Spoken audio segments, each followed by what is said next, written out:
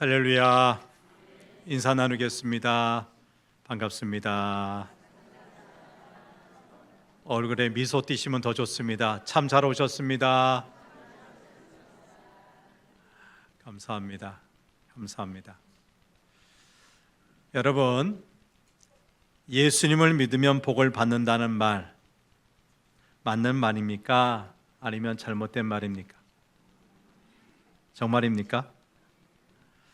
하나님은 우리에게 복 주시는 분, 복 주기를 참 좋아하시는 분이십니다. 창세기 1장 28절 말씀을 보겠습니다. 하나님이 처음 인간을 창조하시고 그들에게 복을 주시며 사신 말씀인데, 하나님이 그들에게 복을 주시며 하나님이 그들에게 이르시되 생육하고 번성하여 땅에 충만하라. 처음 인간 만드시고 뭘 주셨다고요? 복을 주셨어요. 복을 주셨어요. 하나님은 아브라함에게도 복을 주셨어요. 창세기 12장 2절 말씀입니다. 시작. 내가 너로 큰 민족을 이루고 내게 복을 주어 내 이름을 창대하게 하리니 너는 복이 될지라. 아주 아브라함 자체가 복덩어리가 되게 해주마 약속까지 하셨어요. 하나님은 솔로몬에게도 복을 주세요. 열왕기상 3장 12, 13절입니다. 시작. 내가 내 말대로 하여 내게 지혜롭고 총명한 마음을 주노니 내 앞에도 너와 같은 자가 없었거니와 내 뒤에도 너와 같은 자가 일어남이 없으리라. 내가 또 내게 구하지 아니한 부귀와 영광도 내게 주노니 내 평생의 왕들 중에 너와 같은 자가 없을 것이라. 하나님은 솔로몬에게 지혜와 총명을 주실 뿐만 아니라 부귀와 영광까지 주셨어요. 이 밖에도 성경은 곳곳에서 하나님께 복을 받은 사람들의 이야기를 전합니다. 여러분, 예수님도 8가지 복, 8복을 말씀하셨잖아요. 예수님의 이야기를 기록한 성경을 가리켜서 우리는 복음서라고 하잖아요. 그렇죠? 이렇게 볼 때 우리가 예수님을 믿으면 틀림없이 뭘 받는다? 복을 받아. 있죠. 아멘. 근데 우리는 기복 신앙이 문제입니다라고 이야기해요. 뭐가 문제라고요? 기복 신앙. 기복 신앙이 뭡니까? 복을 바라는 신앙이 기복 신앙 아닙니까?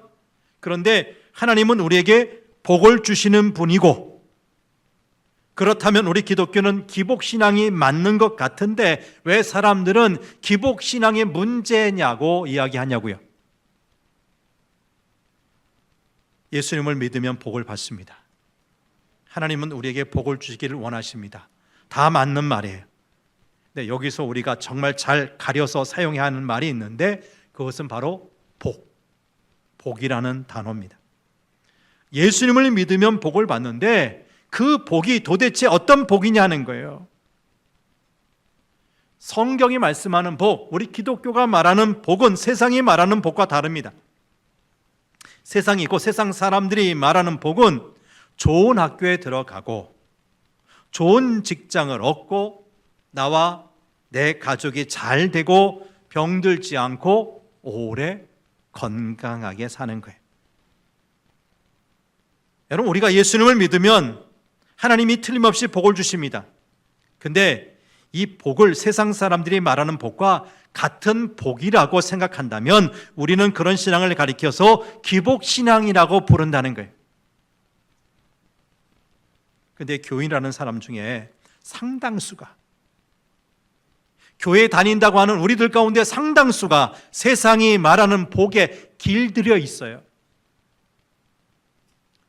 우리나라 안에 미신과 무속신앙이 오랫동안 자리 잡고 있지 않습니까?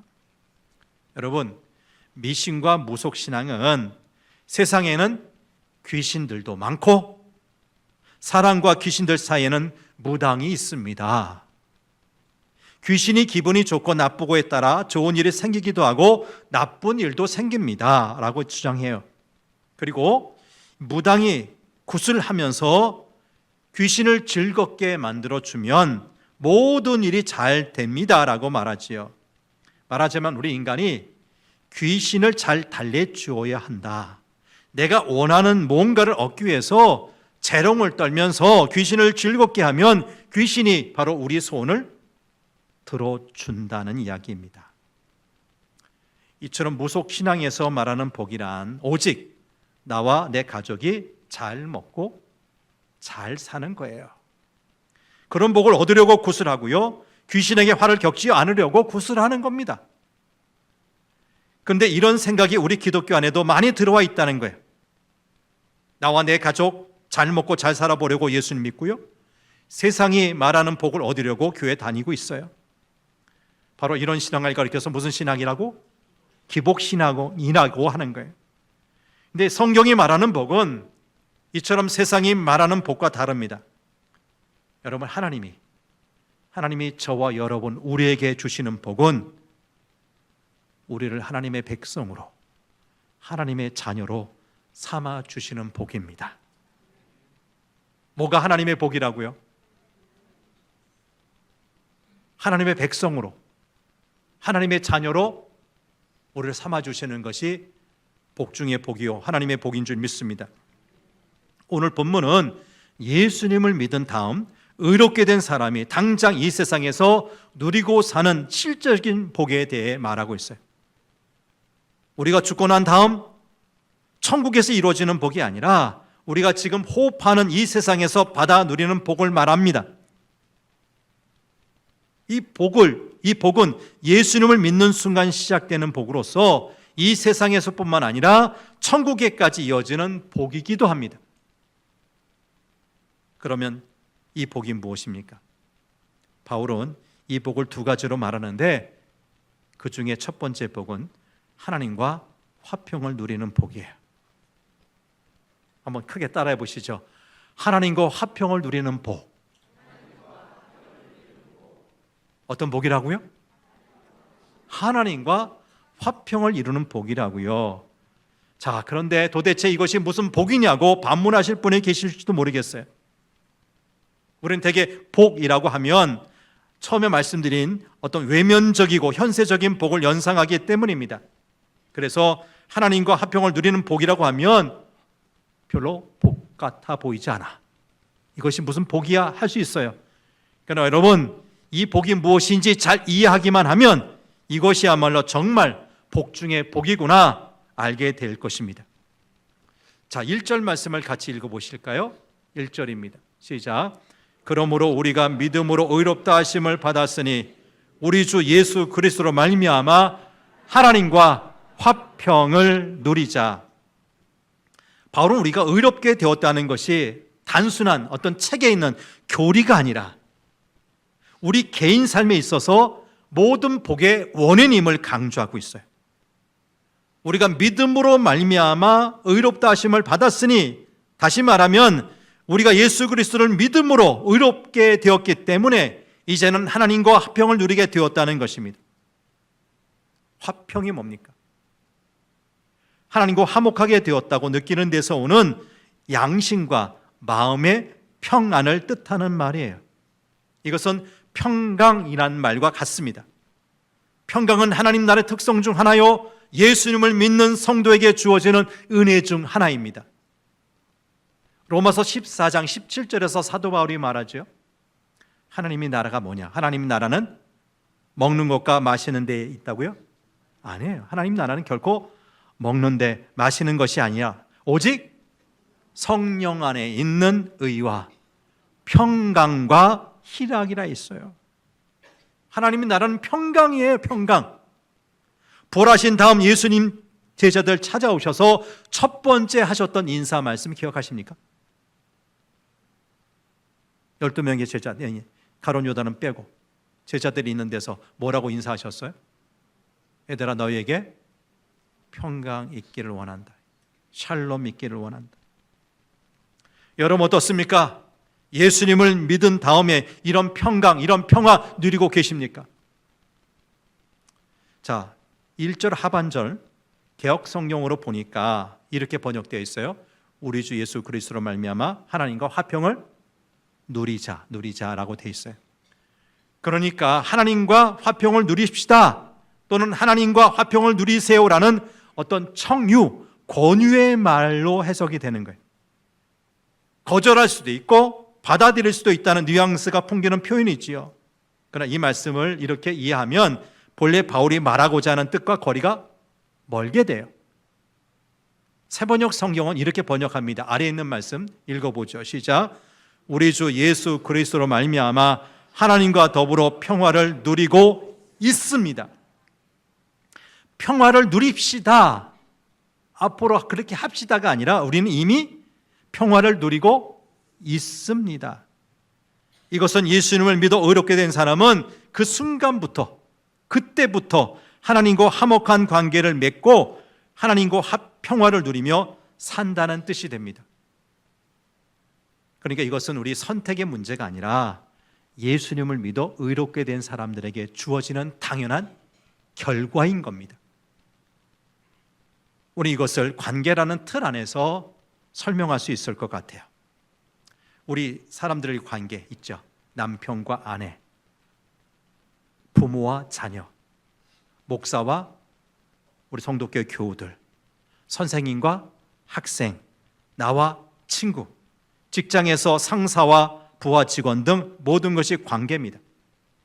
인간 사이에서 일어나는 대부분의 일과 문제가 관계에서 시작이 되고 관계에서 끝이 난다는 거예요. 그러므로 우리가 다른 사람과 관계를 잘 유지하게 되면 일이 잘 풀립니다. 그러나 이어 반대로 인간관계가 나쁘면 일이 안 돼요. 막혀요. 그래서 지혜로운 사람들은 다른 사람들과 좋은 인간관계 맺으려고 노력하는 거지요. 근데 여러분, 사람과의 관계가 나쁘게 되면 불화와 다툼이 일어나잖아요.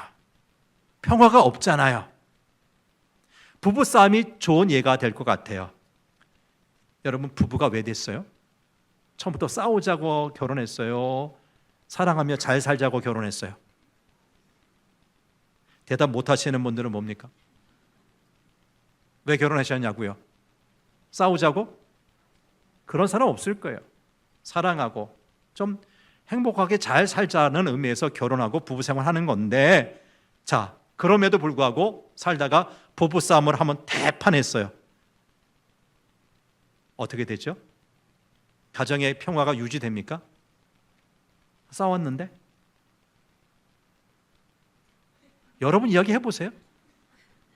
평화가 유지되냐고요? 평화가 깨져요. 가정의 분위기가 순식간 냉랭하게 됩니다. 지옥이 따로 없어요. 그래서 이런 관계가 오래오래 지속되다 보면 나중에는 결국 어떻게 돼요? 사랑해서 행복하게 살자 결혼했는데 나중에는 어떻게 된다? 헤어지고 마는 거예요. 이것은 모든 인간관계에 그대로 적용이 됩니다. 나라와 나라 사이에 평화가 깨지면 적국이 됩니다. 직장에서 동료 직원이나 상사와 평화가 깨지면 갈등과 마찰이 일어납니다. 친구 간의 평화가 깨지면 원수가 되고요. 그리고 평화가 깨지면 남는 것은 증오와 미움뿐입니다. 여러분, 이처럼 사람과 사람 사이에서도 관계가 깨어지면 미움과 증오가 생기고 마음의 평안이 없어지잖아요. 근데 하물며 하나님과의 관계가 깨어진다면 얼마나 더 심하겠습니까? 천지를 창조하신 창조주 하나님, 한번 너를 바라시면 산천초목도 벌벌 떨 수밖에 없는 하나님과 그 원수 관계가 된다면 그 사람의 운명이 어떻게 되겠느냐고요. 여러분, 예수님 믿기 전에 우리는 하나님과 어떤 관계였어요? 좋은 관계였어요? 나쁜 관계였어요? 친구 관계였어요? 원수 관계였어요? 잘 모르세요? 좋은 관계 아니었어요. 친구 관계 아니었어요. 하나님과 우리 관계는 정말 나쁜 관계였어요. 도저히 평화로운 관계를 맺을 수 없는 사이였어요. 그래서 하나님은 우리 인간을 향해 진노, 화를 품고 계셨어요. 저놈들을 내가 언제 심판할꼬 했어요. 그러면 하나님과 우리 관계가 왜 이렇게 되었습니까? 처음부터 나쁜 관계였습니까? 아니죠. 아니죠. 처음엔 아주 좋은 관계였어요. 서로 만나 대화를 나누며 가깝게 교제하는 관계였어요. 그러나 이 좋았던 관계가 우리 인간의 범죄로 말미암아 깨지고 말았어요. 그래서 원수 관계로 변해버린 거예요. 여러분, 하나님은 창조주요, 우리는 하나님께서 만드신 피조물입니다. 여러분, 창조주에 비하면 피조물은 힘이 셀까요, 약할까요? 약하디 약해. 보잘것없는 약자예요. 근데 창조주인 하나님과 원수 관계에 놓여 있다면 피조물인 우리 처지는 어떠하겠어요? 우리는 하나님보다 강할 수 없잖아요. 어떻게 하나님을 이길 수 있습니까? 죄를 지어서 하나님과 원수가 되었다면 우리 인간에게 남는 것은 이제 죽음뿐이 없어요. 그러니 마음이 편안할 수가 있겠습니까? 그럴 수 없죠. 늘 불안 속에 살 수밖에 없는 거예요.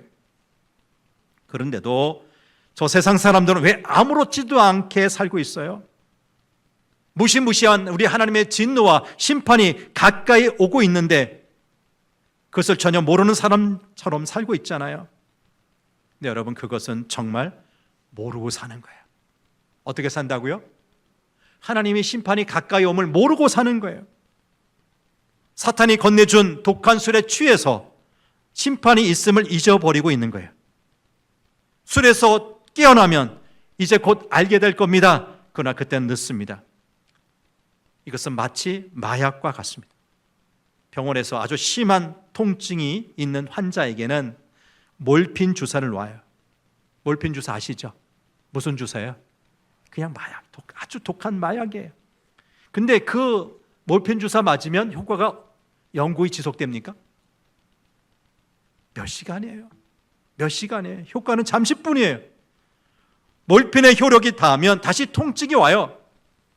여러분, 사탄이 준 마약의 효력이 다 떨어지면 하나님과 원수된 사람들은 이를 갈며 슬피 울고 말 겁니다. 우리도 과거 예수님을 믿기 전에는 모두 이런 술에 취했거나 몰핀 주사를 맞은 사람들이었습니다. 그래서 하나님과 원수 관계에 놓여 있었다는 것을 모르고 살았습니다. 그러던 우리에게 하나님은 구원의 빛을 비추셨습니다. 우리는 아무것도 한 것이 없는데 하나님께서 일방적으로 구원의 빛을 갖고 우리를 찾아오신 겁니다. 오늘 본문은 이렇게 설명하고 있어요. 6절, 8절, 10절 짝수절인데 한번 보세요. 6절 시작. 우리가 아직 연약할 때 기약대로 그리스도께서 경건하지 않은 자를 위하여 죽으셨도다. 자, 언제라고 그러죠? 언제? 우리가 아직 연약할 때. 8절입니다. 시작. 우리가 아직 죄인 되었을 때에 그리스도께서 우리를 위하여 죽으심으로 하나님께서 우리에 대한 자기의 사랑을 확정하셨느니라. 여기 언제라고 그랬어요? 우리가 아직 죄인 되었을 때. 마지막 10절입니다. 시작. 곧 우리가 원수 되었을 때에 그의 아들의 죽으심으로 말미암아 하나님과 화목하게 되었은즉 화목하게 된 자로서는 더 그의 살아나심으로 말미암아 구원을 받을 것임이라. 자, 언제라고 그랬어요? 여기는 우리가 원수 되었을 때. 이 세 구절에서 공통적인 말씀은 우리를 위해서 하나님의 아들 예수 그리스도께서 어떻게 하셨다고요? 죽으셨다는 거예요. 그래서 그것으로 우리를 향한 하나님의 사랑을 확증하셨다는 겁니다. 근데 여러분, 하나님은 우리의 하나님을 향한 사랑을 보시고 하나님을 향한 뜨거운 헌신을 보시고 하나님의 사랑을 확증하신 것이 아니에요. 우리 인간의 사랑은 믿을 수가 없어요. 이기적이고 자기 중심적이기 때문에 언제 깨질지 알 수 없어요. 그러기에 하나님은 자신의 완전한 사랑으로 우리 인간과의 관계를 끊을 수 없는 사랑의 관계가 되게 하신 것입니다. 그것이 바로 자신의 독생자 예수를 십자가에 내어주신 거예요. 여러분, 하나님이 우리를 사랑하셔서 자기의 유일한 아들을 보내신 그 크신 사랑에서 제외가 된 사람은 세상에 아무도 없습니다. 그런데 세상 사람들은 이것을 믿습니까? 안 믿습니다. 못 믿습니다. 왜요? 자기가 그렇게까지 사랑받을 만한 인생이라는 것을 못 믿기 때문에. 우리가 사랑할 만한 사람만을 사랑하기 때문에 그런 사랑에만 익숙해져 있어요. 그러나 진짜 하나님의 사랑은 그 사랑을 받을 만한 사람에게만 전해지는 사랑이 아닙니다. 하나님의 사랑은 잘난 사람, 뭔가 괜찮은 사람, 힘 있는 사람에게만 주어지는 사랑이 아닙니다. 다시 6절, 8절, 10절 말씀을 살펴봅니다. 6절 말씀 보세요.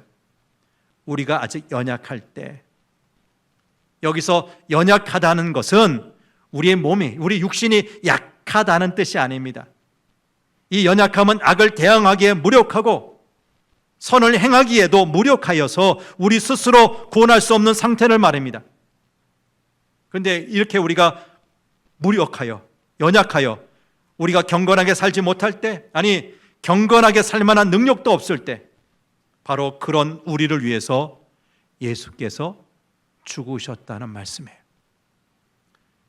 지지리도 못나서 그 누구도 나를 주목하지 않을 때, 스스로 다짐한 작은 경건의 모양도 지키지를 못해 괴롭고 한심할 때, 정말 이래서 내가 예수님을 믿는다고 말할 수나 있을까 할 만큼 자신 없고 비참할 때, 그렇게 있는 나를 위해서 예수님이 죽으셨다는 거예요.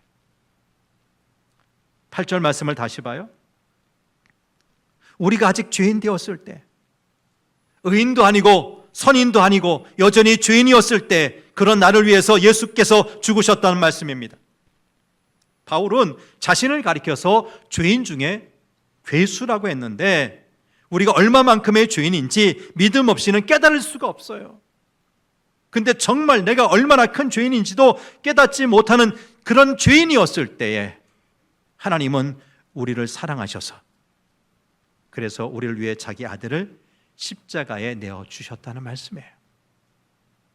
마지막 10절 상반절, 우리가 원수 되었을 때, 우리가 연약하거나 우리가 죄인이었던 정도가 아니라 하나님과 우리가 아직 원수 관계였을 때 하나님의 아들이 죽으심으로 말미암아 하나님과 화목할 수 있었다는 것입니다.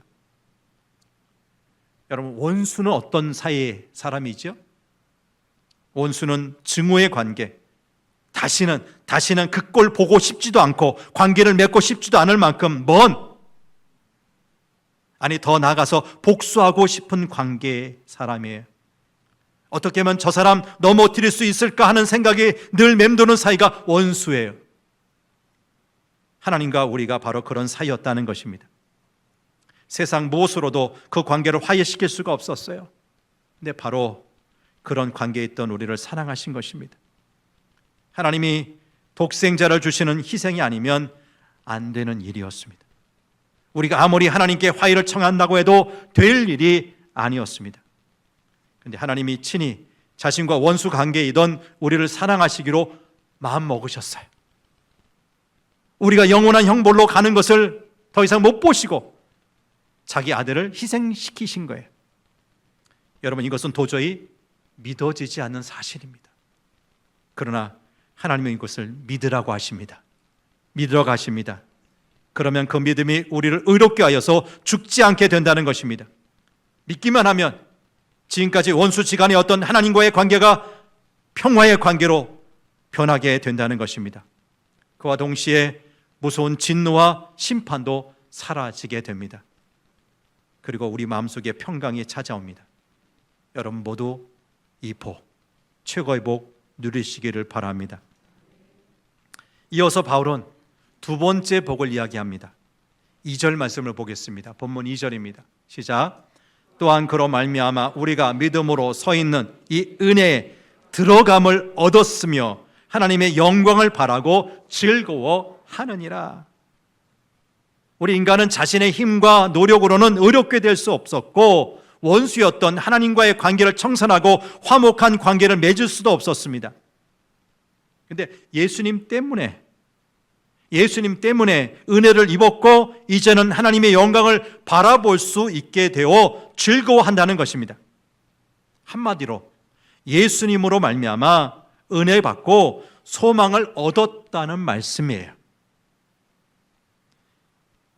이미 앞에서 말한 법, 하나님과 화평을 누리는 복으로도 우리는 충분합니다.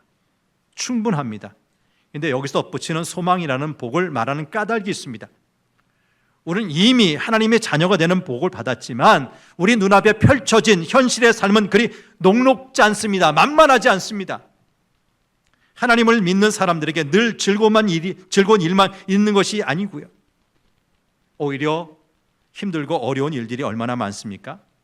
따라서 하나님의 영광을 바라보아야 즐거움을 잃지 않을 수가 있다는 거예요.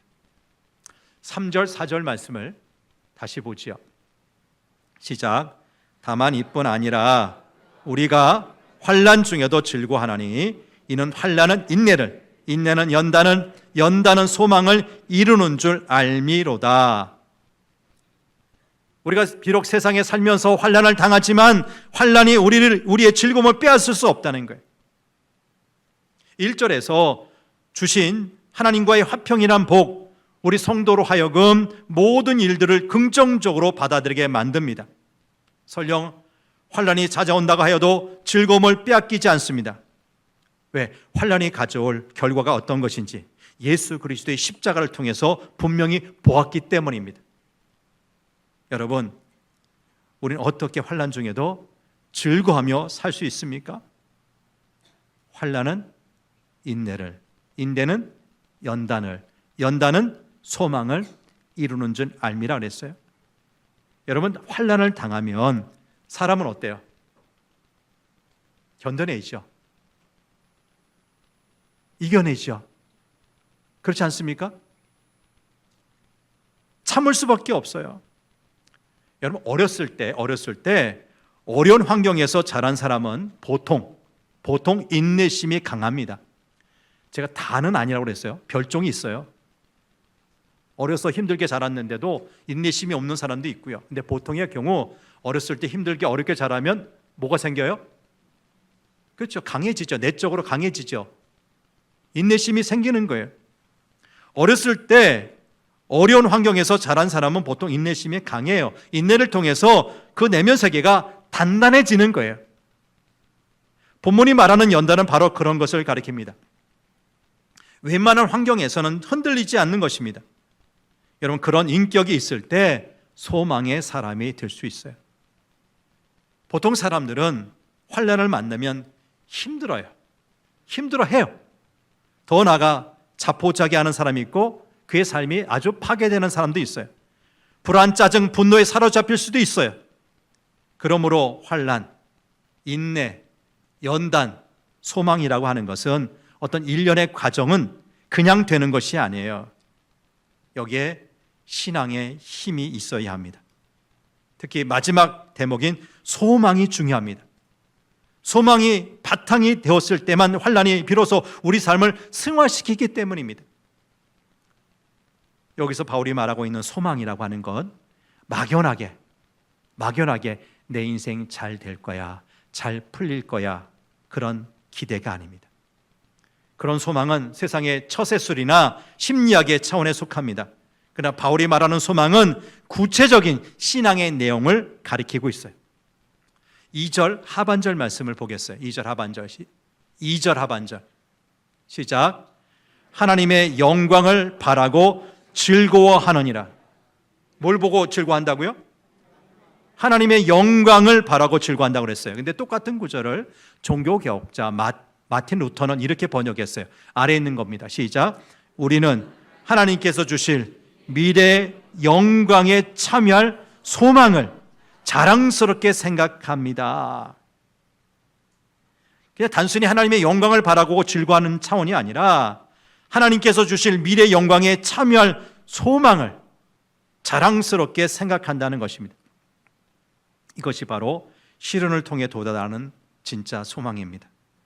그리고 이 소망이야말로 단순히 신앙적인 차원에서만이 아니라 실제적인 삶의 차원에서 환난을 이길 수 있는, 넘어설 수 있는 원동력이 되는 것입니다.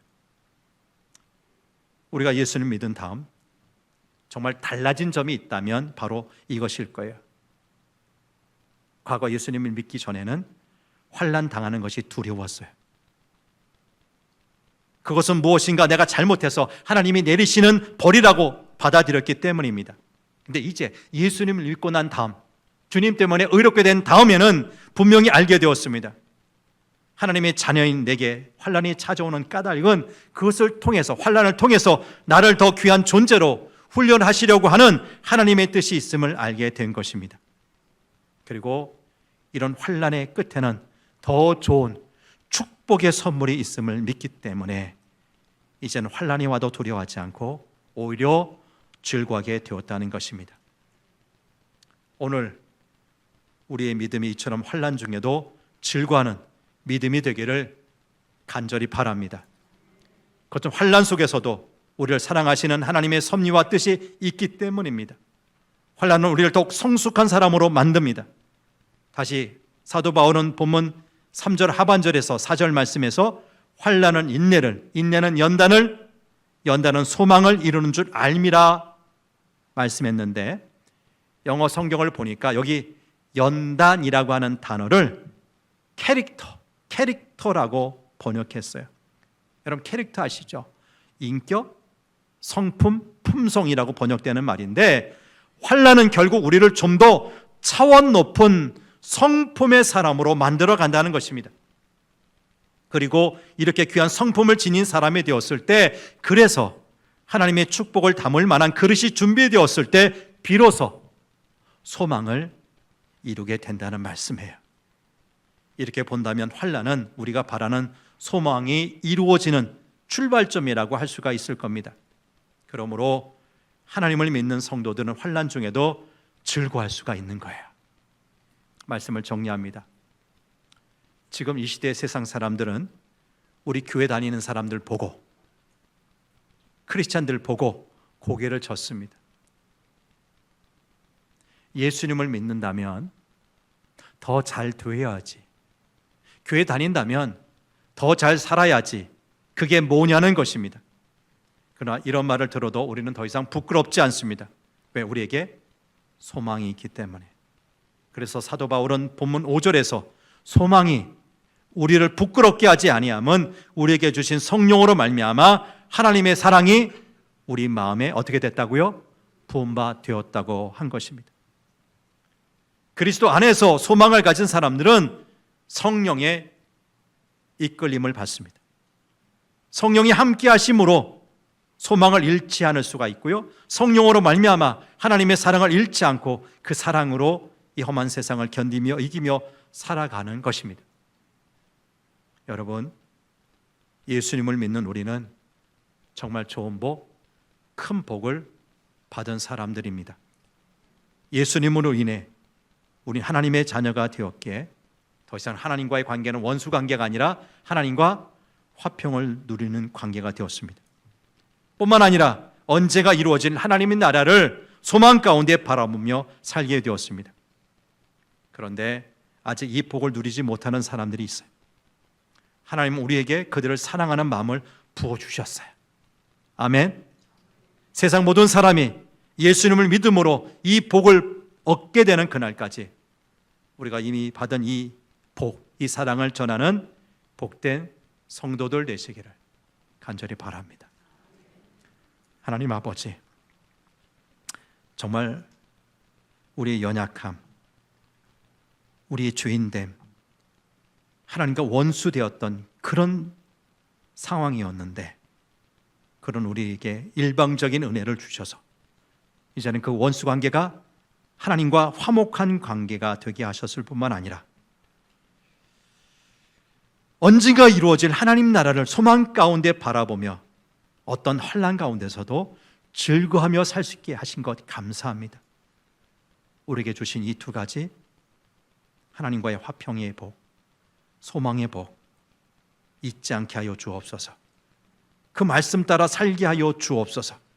그리고 여전히 이 복을 이해하지도 못하고 누리지도 못하는 세상 사람들에게 이 복이 어떠함을 보여주게 하시고 전하게 하시고 그들과 함께 이 복을 누리며 사는 우리 모두가 되게 도와주옵소서.